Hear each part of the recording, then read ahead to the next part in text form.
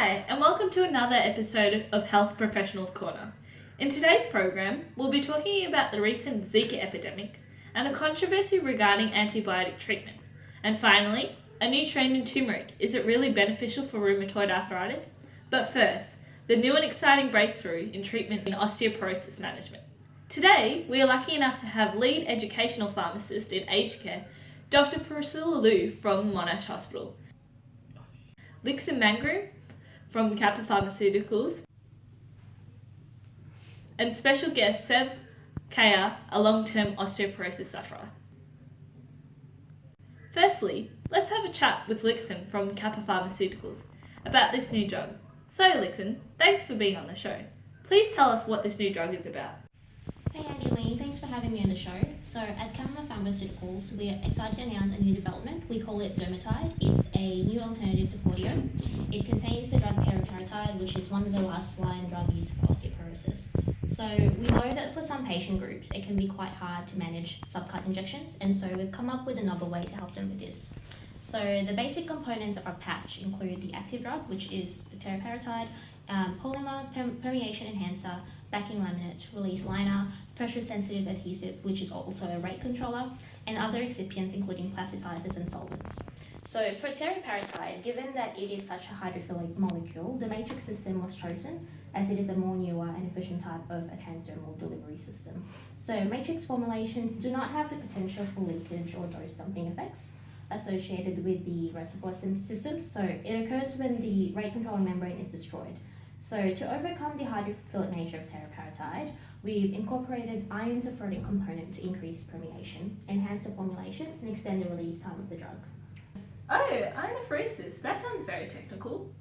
Yeah, so iron interferosis. So we know that the outermost layer of the skin, the stratum corneum, it provides a very tough barrier preventing drug molecules entering the systemic circulation, right? So when considering transdermal preparations, factors that we need to take into account include the diffusivity of the skin, the partitioning and size of adhesion, and concentration of drug in the patch. So electrical disruption of the skin is important to alter its permeability. So on and off ionophoresis, which is what we use with our new drug, is a low level of electrical current that enables the stratum corneum to transfer molecules across, whereas electroporation, which is a different kind of technology, utilizes high voltage electrical pulses. So in other research, they've shown that using both techniques actually led to increased absorption of the hormone across the skin. So in addition to that, we will also be using pyrrolidine as a permeation enhancer, which will enable higher transdermal flux of the drug. That sounds very promising. Well, we'll see what our patient has to say about this and whether she'd like to use it. Good afternoon, Seb. Thanks for being on our show today. Can you please explain to us how you currently manage your osteoporosis and what this patch may mean for you? Is that something you would consider using? Good afternoon, everyone. My name is Seb. It's a pleasure to have me on the program today. I have been an osteoporosis sufferer for over 10 years now. Living in a nursing home, I've been hospitalised on numerous occasions, falling all the time in my nursing home. I've tried all other osteoporosis medications, but it didn't work for me. I'm getting older and frail, and my bones are fragile, and my doctor started me on a daily injection of Forteo, I think it was called. Correct me if I'm wrong. They have been good, a lifesaver actually, but daily injections, shaky hands, quite painful, you know.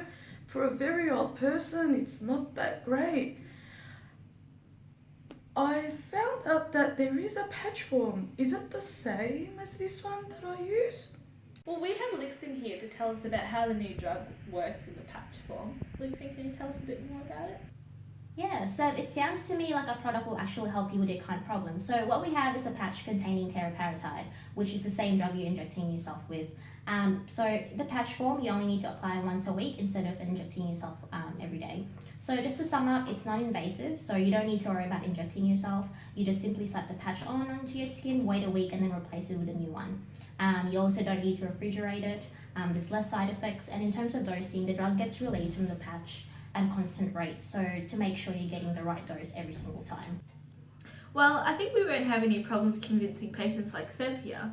I wonder if our next guest is as convinced about this new drug development as Seb and I. I'd like to welcome Dr. Priscilla Liu from Monash Hospital. Good morning, Dr. Liu. Angeline, thanks for having me here.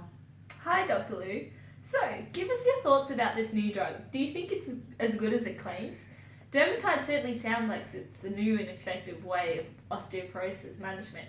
Priscilla, you're the expert in the field. Do you think this patch is viable? Will it work officially as something you think osteoporosis sufferers will embrace? So we've actually done a bit of research on this drug, so I can tell you a little bit more about it.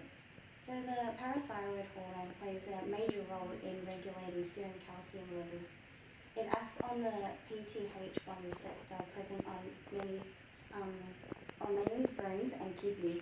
Both the PTH and teriparitide promote bone formation by binding the PTH1 receptors on osteoblasts, and this activates a cascade of signaling pathways. There are potential stability concerns with this matrix system. There are phase changes with drug and excipients.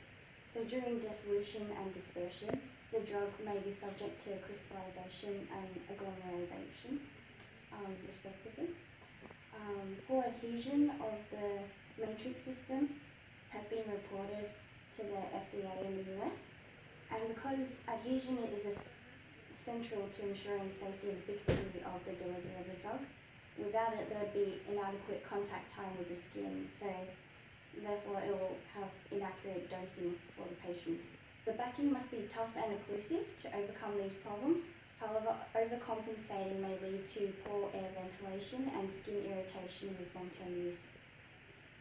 The transdermal route for teriparitide shows promising attributes for clinical use. However, at this stage, main limitations include lack of bioavailability data and safety profile with long-term use.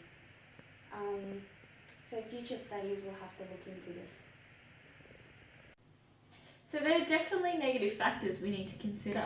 I guess the balance lies between benefit-risk ratio this is offering to the patients.